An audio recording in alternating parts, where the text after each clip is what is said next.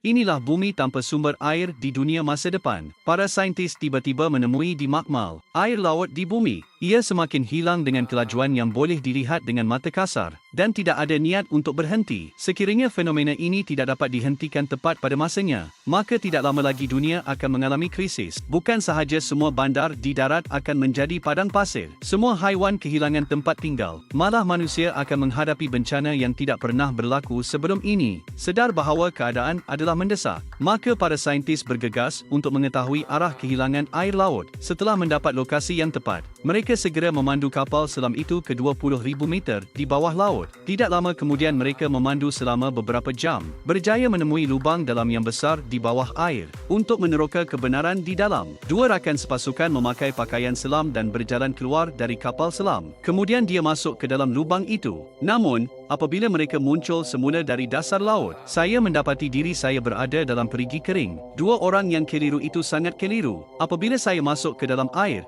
saya masih berada di dalam laut. Sekarang ia muncul dalam perigi. Dan sekarang bagaimana untuk bangun juga menjadi masalah. Tetapi tinggal di sini selama-lamanya bukanlah satu pilihan. Jadi mereka berdua mula memanjat. Semasa kami menghampiri pintu masuk gua, tanpa disangka-sangka, sahabat itu secara tidak sengaja mencetuskan perangkap. Detik berikutnya, kemalangan berlaku. Teman itu digantung serta-merta. Dan Ah Wei juga jatuh ke dalam perigi dalam. Jelas sekali ini adalah perangkap yang dipasang oleh seseorang di sini. Selepas mereka berdua akhirnya memanjat keluar, terjumpa diri saya di padang pasir. Dan persekitaran sekeliling sangat baru. Tiada kesan tempat tinggal manusia. Tapi yang peliknya, apabila mereka tiba di satu lokasi, saya mendengar bunyi air mengalir di bawah kaki saya. Dan tapak tangan juga dapat merasakan air yang mengalir. Tetapi tiada tanda air, bagaikan angin di udara yang tidak boleh disentuh. Pada masa ini, Wei menyedari sesuatu. Untuk mengelakkan kepupusan spesies, Ah Wei mesti cepat mencari sumber air. Tidak lama kemudian mereka berdua telah menempuh perjalanan yang jauh. Terjumpa pondok hutan di bahagian bawah gunung.